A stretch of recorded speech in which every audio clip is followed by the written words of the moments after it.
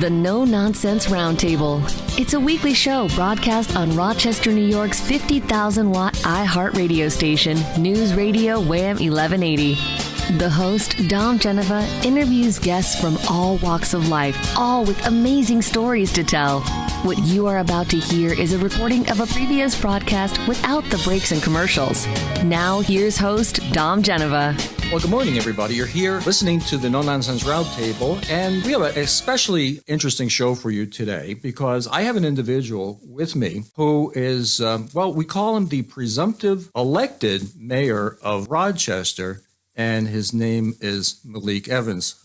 Thanks for being here. Thanks for having me. Good to be here with you. Now, I had to be really careful when I did this because you're the presumptive elected mayor because there's going to be another mayor for like a month in December, right? So we can't say it accurately unless we say elected, right? We have presumptive mayor-elect, right? After November 2nd to be mayor-elect will be the title. So there's a lot of that. Or you can just say Malik. Well, that's good. Now, when people go to the ballot box, now remind everybody what day election day is. So election day is November 2nd. I'm the only name on the ballot, but it's still very important that folks go, if you're in the city of Rochester or in the county of Monroe, to go and vote. So you want to vote. Early voting starts on Saturday, the 23rd. So yeah, early voting, which I always forget about. You can start voting early on October 23rd, but actual election day, and I'm old school, so I like actually voting on election day, is November 2nd. And there are probably propositions on the ballot too, right? There are, I believe. I can't remember what they are off the top of my head. But well, it's just another reason to go vote. Exactly. How many people complain about how life is, but they don't go vote? That's right. That's what you need to do. That's right. So tell me about your path in life. Tell me about how you got here. What did you want to do when you were 10 years old? I mean, what was your dream? Right. Well, my dream was to be a newscaster when I was growing up. I was very much into media broadcast, like journalism type thing. So as a kid, I would tape myself pretending like I had the Malik show. And in high school and in college, I worked at our local ABC affiliate. I interned there. So my dream was to be like Bryant Gumbel or Ed Bradley. I used to watch 60 Minutes with my parents. I thought Ed Bradley was one of the coolest guys around because he had this earring in his ear. Yeah. And, he was interviewing all these cool people. And I'm like, I want to do that. That is what I want to do. And, as I started in high school, we had a communication studio. In college, when I interned, someone said, the hours are tough. You're not gonna make that much money. And I remember talking to a camera operator at 13 at the time, and I remember telling him that a bank was coming to recruit on campus, and he goes, "But you also like business too." And I always did like business growing up. I had a cookie business growing up. I had a grass cutting business growing up. So I was always interested in finance and entrepreneurship. And he said, you should try to go be in that management development program for banking. I was like, okay, I'll go do that. I'll do that for a year. And then I'll go to American University and do the journalism program in Washington, D.C., and then get back to my dream of wanting to be like a political type reporter. But then I just started advancing in business and in banking in particular. And I stayed in banking for over 20 years and never went back to being to that dream of being a newscaster. And then in addition to that, I started getting involved in a lot of community activity, school board, in addition to being in the bank, city council, in addition to working in finance. And that's kind of how I got to where I am. And then this past year, I said, I'll probably be done with public service and I'll still do all types of service. And then next thing you know, you're running for mayor. So I thought maybe one day I would run for office. Yeah. But my first love was wanting to be on TV as a newscaster. Well, I didn't want to get into it quite yet, but the question then becomes, when you made this decision, was it like, well, somebody's got to do this, and I'm just going to step up because I want the challenge? Was that it? I mean, really, it sounds like you really weren't planning for this. It's just that the opportunity presented itself. Is that right, or is that wrong? Well, I think it was opportunity, but I think it was also people coming to me. To whom much is given, much is expected. So I would always say, here are some of the things that I think we can do together in terms of unity or bringing people together. And people would say, Malik, you're all about bridge building. And that's how I got this slogan, building bridges. People think that I came up with that. I didn't come up with that. I got that from talking to various people when I was saying, okay, if I was to run for mayor, what do you think Rochester needs? And they would say, we need someone that can build bridges, and you can do that. So I kept looking back at that. those types of conversations. And in December of last year is when I really decided, so which was pretty late to be deciding when you have a primary in June. I mean, you got these people talking about running for president in 2024 or other races so early. So for me, it was a decision that was made later, but it was a decision that was based upon the skill set that I thought that Rochester needed right now, which was really building bridges to tackle our most complex problems. Because I see all the different pieces in the community are there. They're lined up. Your business community, nonprofit community, citizens, colleges and universities. You got all these different puzzle pieces, but how can a mayor take all those puzzle pieces to tackle the challenges that we have? Crime, poverty, economic opportunity. It's going to take a person that can bring people together, and that might sound cliche to do that, but it's what we have to do in order to really see a Rochester that will not just survive, but thrive. And I want Rochester to thrive. So what you're talking about is getting people that are moderately in the middle on both sides getting together, and the fringes you're never going to make happy anyway, right? Right. I think in saying what are the things that bind us together, and what do we agree on that of the things that bind us together, and let's start working on those things in order to get things done. Because if you talk to the regular everyday person, if you talk to the mom that might be working 2 jobs, she's worried about making enough money to be able to put food on her table, send her kids to a good school, and being able to come home and maybe have some entertainment time with their kids. That is what is most important for them. And they want to live in a stable neighborhood and maybe be able to have retirement, and they want their life to be better. They want their children's life to be better than what their life was. So those are the guiding principles that kind of guide me. I think about that. I call it the Mrs. Smith test. Well, what's important to Mr. or Mrs. Smith? And I think you need a leader that understands that and doesn't get distracted by nonsense, arguing, infighting, turf. All those things come with the job, but you need to be able to cut through all that in order to get to a place where you really can start to have an impact in our community.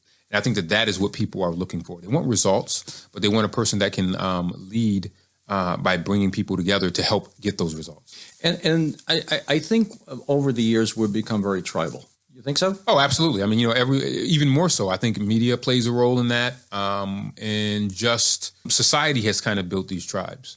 But we need to understand that the tribe that we need to be most concerned about is our community tribe, and we are all in the same boat together, no matter where you live. Okay, and when you're on an airplane somewhere, and someone asks you where you're from, you say Rochester, even if you live in Brighton, Pittsford, Honeyway Falls, Webster, wherever you live, it's Rochester. So all of us have to be concerned about what happens in Rochester if we're going to be able to turn the tide and have and cut through the challenges that we face. So those tribes might be good and they might serve an interest for good Thanksgiving dinner arguments. But at the end of the day, when the rubber meets the road, is absolutely critical that we're able to tear down those barriers and walls, put those puzzle pieces together that I talked about in order to come together to tackle these tough challenges that we have. Well, building consensus has got to be the hardest thing for a politician.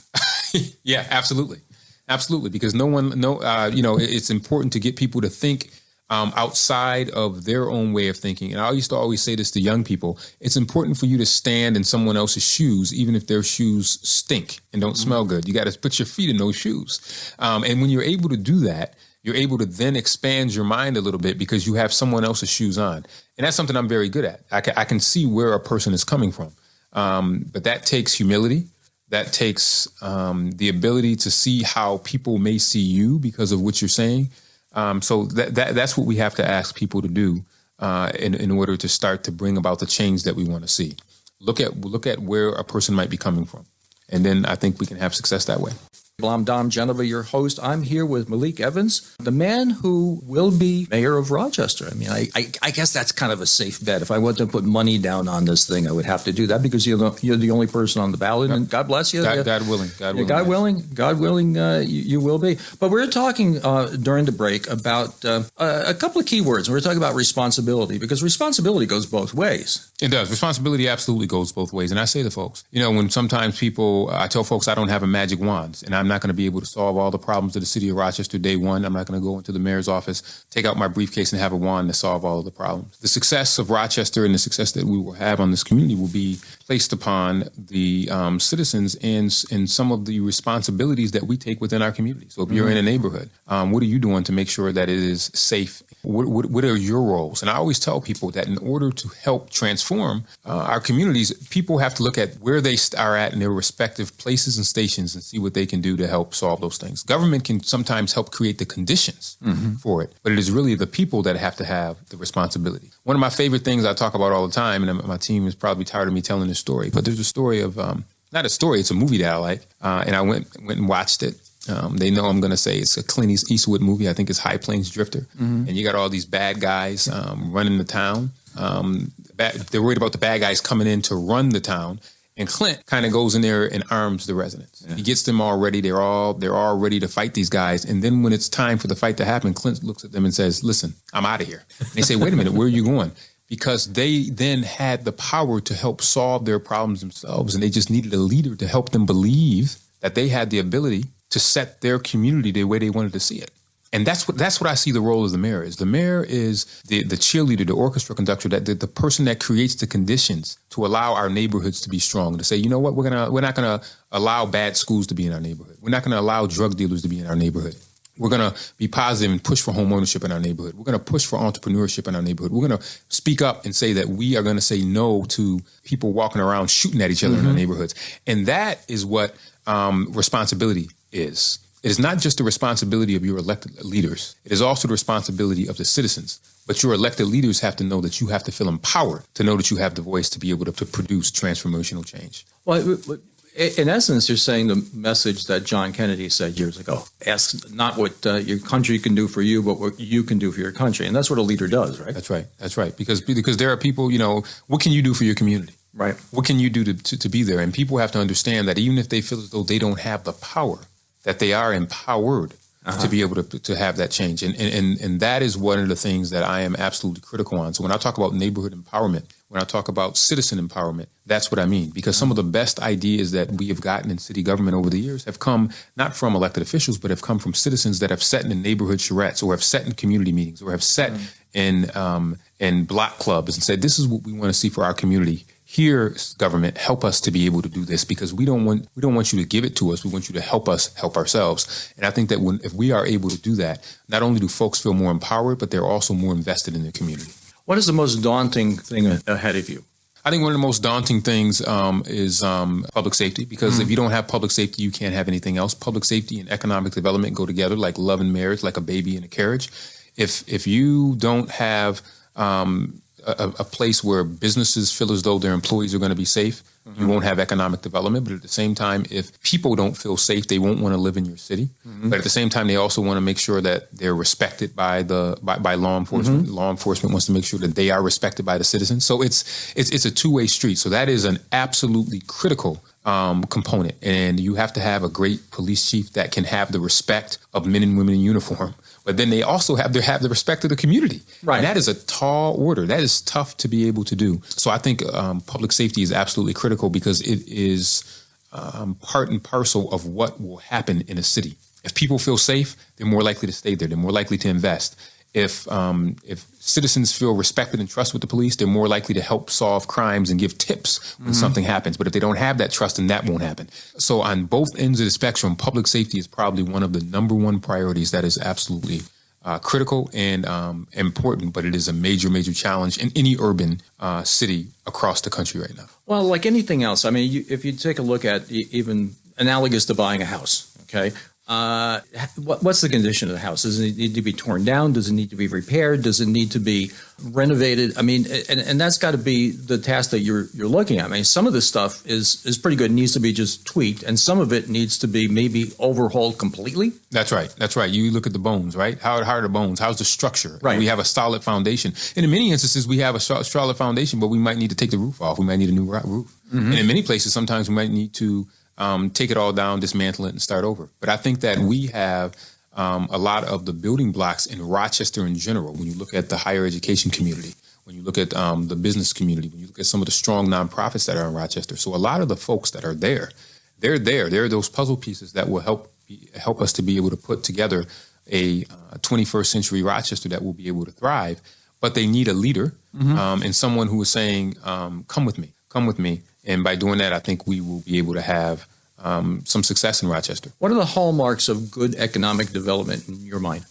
The hallmark in good economic development to me is two things. You want to have entrepreneurs, because we know that if 1 in 3 small businesses in America creates at least one job, America could be at full employment. So the power of small businesses that then go on to become larger businesses.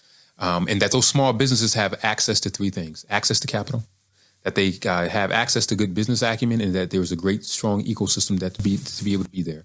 And then on the other end, that you have strong anchor institutions that then can support some of these smaller and medium-sized businesses that are coming up that want to one day be one of those anchor institutions. So you have to be able to walk and chew gum at the same time. While we're saying that we want to attract and bring in bigger businesses to help Rochester thrive, we also don't want to forget about the smaller businesses that will one day become those big businesses. And as a government, we have to make sure that we create those conditions, and also making sure that we are retaining the existing businesses that we have to make sure that they are satisfied. One of the things I learned in customer service a long time ago, it's actually easier and better to try to retain your customers and then grow them than it is to go try to find someone new. So it's just as important that we help those businesses that we have stay and then grow, and then also attract the new ones. But we have to be able to walk and chew gum at the same time to attract those larger businesses, but also grow a lot of our own small businesses that will one day become those bigger businesses. In baseball, they talk about short ball and long ball, right? I Right. mean, they're trying to get 15 runs in one inning. Like, to me, that was the photonics thing. Right. You know, the photonics thing was supposed to be this big game changer, hundreds of thousands of jobs. You know, exaggerating, but what you're saying is that the small incremental inning and a run, inning and a run, inning and a run. Right? That's right. Because we need to understand that we are going to be a city that has a lot of businesses, not just a city that has 3 or 4 businesses. You know, we want to be a town of companies, not a company town. And I think that once we understand that, that will allow us to really be able to just take it to the next level. We'll be diversified. You'll have multiple types of businesses, and we won't be just dependent upon one thing. One of the things about Rochester is we're still hung up. We're like that old high school quarterback that if the coach would have put me in the 4th quarter, we would have taken states. That's Rochester. If Kodak, Bosch and Lomb, and Xerox, I remember, and Kodak, Bosch and Lomb, and Xerox are a shell of themselves. They're still around, but they will never be that again. So we need to get over that hang up, and we need to start saying, okay, what companies could be the next Xerox, Kodak, Bosch and Lomb times 10? So we'll be multiple companies, not just the 3. But you still hear all the time, somebody will pull me aside at a fundraiser or another event, put their arm on my shoulder and says, I remember you could graduate from high school, go work at Kodak. You worked there for 35. Those days are over and they're not coming back. I'm Dom Genova, your host, here with Malik Evans, the fellow that is destined to be the next Rochester mayor after the first of the year. And at the bottom of the hour, I'd like to reach out to the Bob Johnson Dealer Group, who allows me to do this every Saturday, sponsoring the show. And if you need to buy a car or get a car repaired, they are great people to deal with. Now, during the break, again, we were talking about Malik and the way he thinks about things. And it kind of evokes something that I heard years and years ago. And it was this song, it was called High Hopes. Frank Sinatra wrote lyrics to it about John Kennedy, about high hopes and how he was going to become president, or he was running for president. And people have high hopes for you. High hopes for you, and that's got to be kind of a daunting thing just there. I mean, the expectations have to be awfully high, I would think. Yeah, it is high, and you know, it's something that you worry about. But I tell people, so I have a song that was commissioned for the campaign. Jimmy Highsmith, I don't know if you know Jimmy. Jimmy is a jazz artist, and he gave me permission to use. He has a song called "Ride with Me." Mm-hmm. So if people have high hopes, they're going to have to ride with me. You know, in order to make Rochester better. So although I feel as though there are those high hopes, what I always remind people when they say we're pulling for you, I always say, yeah, and you're going to help me. Mm-hmm. Because in order to be successful, it's really going to take a team approach, and it's going to take a larger community effort in order for us to really be successful. So in order for people to see those high hopes become a realization, they're going to have to not only root for me, but they're going to have to work with me. Side by side in order to make it happen. And what I've guaranteed to people is I will give it 100%, and I will do my best every single day to make sure that every day when I wake up or go to bed, I'm thinking about how we can make Rochester a better place to be, but it's going to take all of the community really, really rooting. Because you are right, there are these high hopes, and I tell people it is exciting, but also it's also a high expectation at the same time that you feel to yourself. You do kind of feel a burden because you want to be successful, and I was raised that way to always do your best, and we're going to do our best. But I know that the path will be made a little bit more clear if all the folks who have those high hopes are going to stand side by side with me as we try to tackle these tough problems, and they do their part. Everyone's going to have to do their part in order for us to be successful. A lot of people in your business talk about day one. Yeah. Okay, so what is your plan for day one? Well, I think our plan for day one is to make sure that we have our team in place, because without a strong team, you will not be able to be successful. So one of the most important jobs of a mayor are their picks or their team. And we have lots of people to put on the bus. So we want to make sure, there's a saying that you want to have people in the right seats on the bus. So for us, we want to make sure that we get that right. We want to make sure two things: that our employee base is engaged. That is very, very important. The city has over close to 4,000 employees. If we have engaged employees, I believe that our citizenry will also be engaged. And we want to make sure that the citizens' voice are there, that we let the citizens know that we are open for business, but we are also hoping that you will be a part of the process. So we want to start off strong there. That is extremely, extremely important. We want to set that tone from day one. Share with me some stuff that is on your mind that we don't know and we should know, or plans that you have, or dreams or aspirations for the upcoming year. Well, one of the big things that's big for us is we want to launch our Youth to Work program within our first 100 days. And what that says is that any young person that wants a job will be able to get a job. Why is that important? We think that that's important, number one, because we see it as a crime producer. Because guess what? If you're working so hard, 10, 20 hours a week and going to school, you're less likely to get in trouble. Idle hands is the devil's workshop.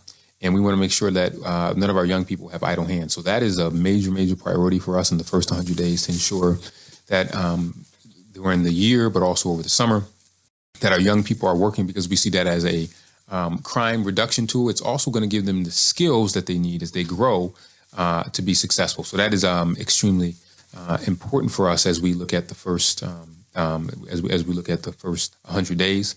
We also want to make sure that we are looking to find the best police chief that we can have. Currently, there's an intern police chief, as you know.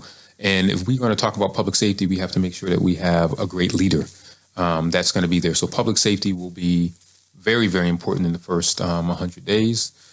So that's also going to be extremely critical. We also want to get some energy around Rochester getting its fair share from Albany. Here's something that a lot of people don't know. Rochester gets less per capita in state aid than Syracuse and Buffalo. All we're saying is, don't give us more. Well, if you want to give us more, that'd be great. But give us at least per capita what Syracuse and Buffalo gets, because then that will allow us to be able to do more, to be able to keep taxes flat, to be able to provide more economic opportunity for our citizens. And all the challenges that we have in Rochester, we believe that by bringing all of these different groups together to advocate for that is something that we want to make sure that we start pushing for on day one. Did I hear you right that per capita Rochester gets less money? Absolutely. Per capita, and it's been that way for years. Every mayor has tried to change it. I'm hoping to be the mayor to be able to change that.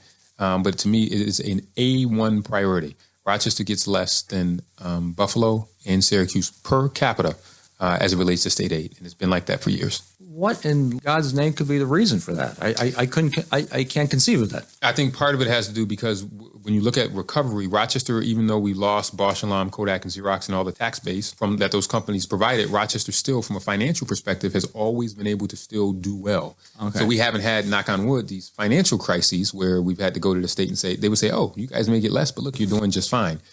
But this is about a fairness issue. But we want to raise this issue and at least get to the same level that Buffalo and Syracuse has.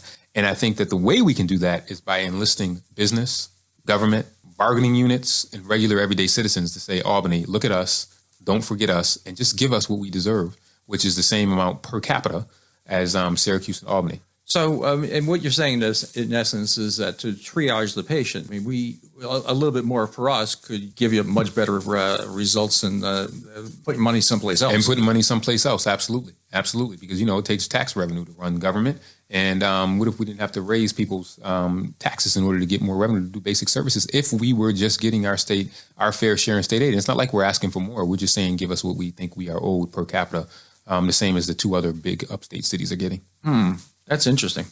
Okay, so there's something that you touched on before, and I'd like to see if I can get some more specifics on it because it does sound very interesting. You have the Youth to Work program. Youth to Work program. So it's in concept phase right now, but it's something that we talked about throughout the campaign. And what it means, what it is that we want to be able to say that if any young person wants a job, we'll find them a job. And the only way you can do that is through public-private partnerships. So you need the companies to be able to say we'll be able to host them. You got to be able to raise the funds in order to make sure that they get that job. And I always say, like, jobs are like college. Not everyone may want one, but they should have the opportunity to get one.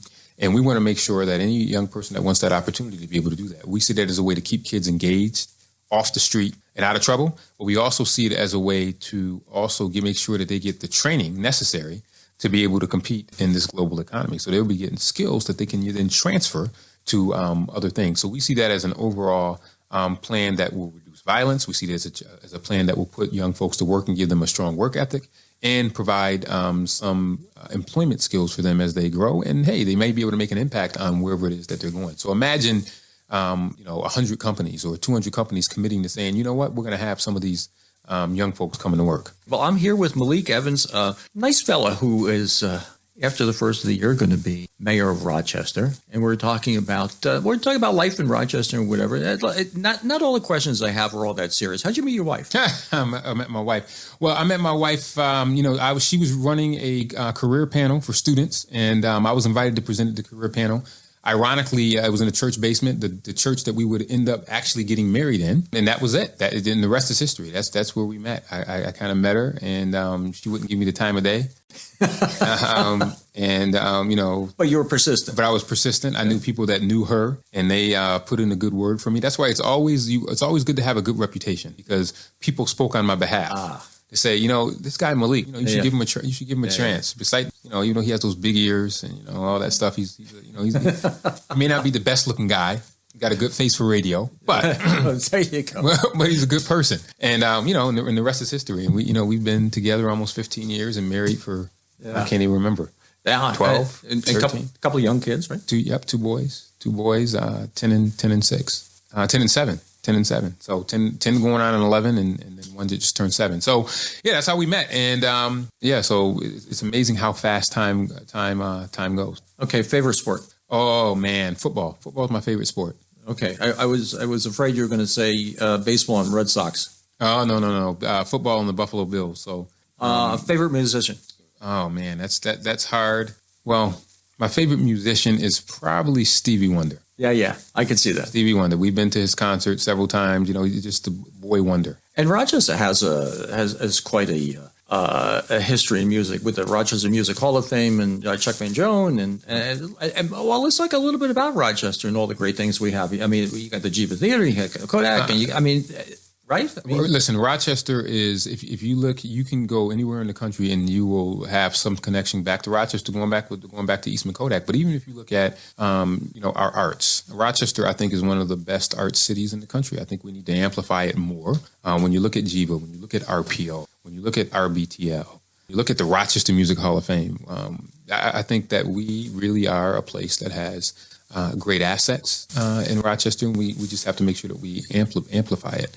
I think when people begin to realize that Rochester is the heartbeat, and if the heart is not beating strong, then the legs and the arms will stop moving. And when I think of Rochester, I think of it as the heartbeat. And when I think of the suburbs, those are the legs, the arms, and all the other pieces. So they will only be as strong and able to move if the heartbeat is the strongest. So that's why it's so important for all of us to think about Rochester, regardless of where you live, because it has an impact on you regardless of your station in the county or not even just the county, but in the region, the 7-county region. I think that you want to have a strong Rochester. It's in everybody's best interest. And we just need to leverage what we have that works great and improve upon the things that we know where we are challenged. And we have to be honest about our challenges, while at the same time not disregarding the assets that we have. And I think the assets actually outweigh the challenges. And don't forget the colleges. Oh, my Lord. I mean, the colleges and universities, those are economic engines. I mean, University of Rochester, RIT, Nazareth, St. John Fisher, Cayuga, MCC, Brockport. We have excellent colleges and universities that I would put up against any place in the country. Since we're talking about college, there's also great opportunities for people that don't go to college to get an education in things like auto repair and whatever BOCES and such. I mean, not everybody really should go to college. Not everyone absolutely should not go to college. I mean, my father's approach to college with me was, I said, Dad, I don't know if college was for me. And he said, well, let me know when you're done. But for others, you need to have multiple pathways. You need to have multiple opportunities. And if you're a member of the International Brotherhood of Electrical Workers or you are a member of the operating engineers, sometimes you'll make more than people that go to college. So I think we need to make sure that college to me is like home ownership, which is very important to me. Not everyone wants to own a home, but they should have the opportunity to. Not everyone's going to go to college, but they should have the opportunity to, if that is what they choose. And if they don't, there needs to be a pathway for them. The trades, entrepreneurship. So we have to make sure that there are multiple pathways. And I always remind people that most Americans don't go to college. Something like only 35% of Americans go to college. But folks that go to college, they automatically assume that everyone goes to college because folks that go to college tend to hang out with other folks that went to college. But that is not that is not for everyone. And there are great careers, even in technology. There's some technology careers where you do not have to go to a 4-year institution in order to have a good career and job. And we need to do a better job in terms of workforce development of pairing people with skills that will allow them to still be able to provide for their family and do well economically and be a part of the middle class, even if they choose not to be able to go to college. Well, I think you hit the nail on the head with skills, because you need a marketable skill. That's right. Now, sometimes college will give you a marketable skill, and sometimes it won't give you a marketable skill. Right. But if you're a diesel mechanic or you're an electrician, a union electrician, you're making good money. You have a marketable skill. You have a marketable skill, and more than likely, you don't have $175,000 worth of student debt either. That's right. So those trades are absolutely critical, and they are starving people. Right. They want individuals to join those trades because it's important for them to be able to survive, to have good people that can join those trades. Companies need them, and the unions need those folks. So we got to do a better job of exposing people to those. Okay, so we have about 3 minutes left. I'm just going to turn it over to you. You tell me, what do you want to tell? We probably have 8,000 to 10,000 people listening to us right now. What do you want to tell people that you can share with them right now? I think one of the most important messages is that you should care. You should care about the city of Rochester, regardless of where you sit or what zip code you are in. Because as we said earlier, Rochester is the heartbeat of our region. And if we are going to be able to be strong as a region, we will only be as strong as our center. You need a strong center. So you have to make sure that you care about Rochester. And you don't have to run for office, donate $1 billion to someone to make a difference. Think about how you can make a difference from your respective place or station in order to improve the overall Rochester. It could be something like volunteering at your church, mosque, or synagogue, or donating to an event, or mentoring someone. What can you do that will enhance the vitality of the greater Rochester area? And whatever that passion is, whatever that thing is that you can be able to do, that thing that might make you tick or make you excited, go do those things and do it the best that you can on behalf of Rochester. Because we will only be as strong as the people that care about Rochester. And when you're able to do that, then you'll be able to see a Rochester that will thrive and not survive. And you know, if you live in different towns, if you live in Greece, if you live in Brighton, if you live in Rush, if you live in Honeyway Falls, if you live in Chili, if you live in Irondequoit, Webster, Fairport, Spencerport, you should care about Rochester, because when you're on that airplane and they ask you where you're from, you don't say, "Hey, I'm from Greece." They'll say, "Where's that? The country?" No, you'll say, "I'm from Rochester." And I think that is what binds us all together. That Rochester is the center of the region and is the center of where you are. And when you start to understand that is what's important, you start to see that binds us together more than what divides us. Well, Malik, our hour is just about up, and thank you ever so much for coming in, spending some time with us. We got to know you a little bit more than we knew you before, and I think everybody is pulling for you. You have an awful lot of people that are listening today and got to know somebody that maybe they didn't know that much about before, and I really do appreciate you coming. Thanks for having me on. I look forward to seeing you again. Well, thank you so much. And that's another show for you in the wrapper. Dom Geneva, the No Nonsense Roundtable, every Saturday here from 10 to 11 on News Radio Wham 1180. You can always stream them on wham1180.com, or you can go to nononsenseroundtable.com and get them all as YouTubes. And listen to them in the car, do whatever you want to do. So I appreciate you listening. Thank you ever so much, and we will see you next week.